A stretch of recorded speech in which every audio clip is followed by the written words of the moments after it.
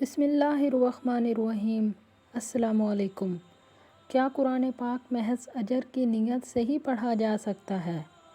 زیادہ تر مسلمان محض اجر کی نیت سے قرآن پاک پڑھتے ہیں۔ شاید وہ قرآن پاک کے متعدد عظیم منافع کا علم نہیں رکھتے،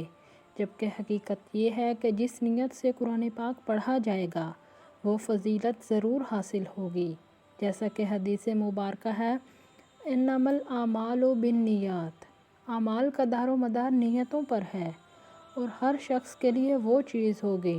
جس کی اس نے نیت کی ہے۔ تلاوت قرآن کے وقت متعدد نیتیں دل میں رکھی جا سکتی ہیں۔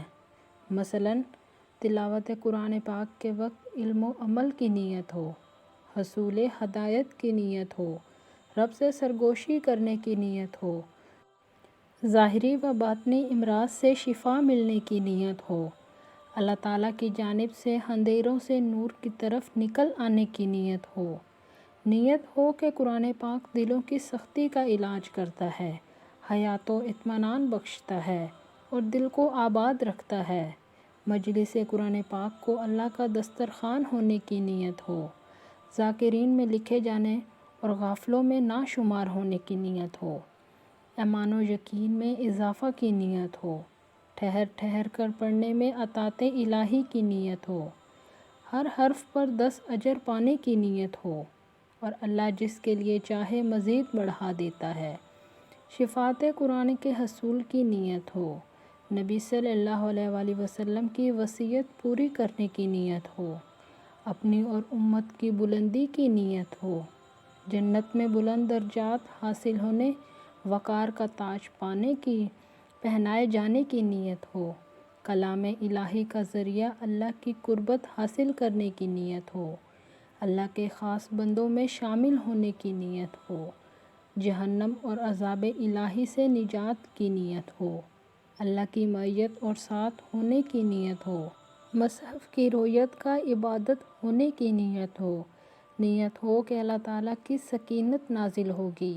رحمت ڈھانپ لے گی اور اللہ اپنے پاس کے لوگوں میں ذکر کرے گا، تلاوت قرآن پاک کا ذریعہ اللہ کے یہاں فضل و برتری حاصل کرنے کی نیت ہو، دنیا میں گمراہی اور آخرت میں بدبختی سے بچنے کی نیت ہو،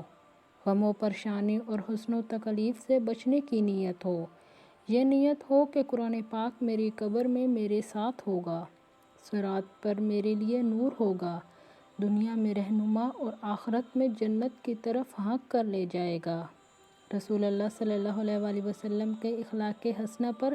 تربیت پانے کی نیت ہو، نفس کو باطل سے بچا کر حق میں مشغول رکھنے کی نیت ہو، شیطان و نفسانی خواہشات کا مقابلہ کرنے کی نیت ہو،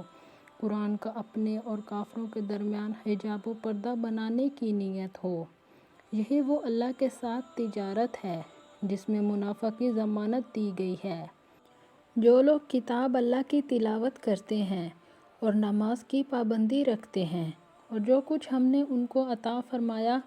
اس میں سے پوشیدہ اور اعلانیہ خرچ کرتے ہیں، اور ایسی تجارت کے امیدوار ہیں جو کبھی خسارہ میں نہ ہوگی۔ اگر آپ کو میری ویڈیو اچھی لگی ہے تو آپ میرے چینل کو سبسکرائب کر دیں اور میری ویڈیو کو لائک کر دیں۔ بہت جلد ایک نئی ویڈیو کے ساتھ حاضر ہوں گی۔ اللہ حافظ۔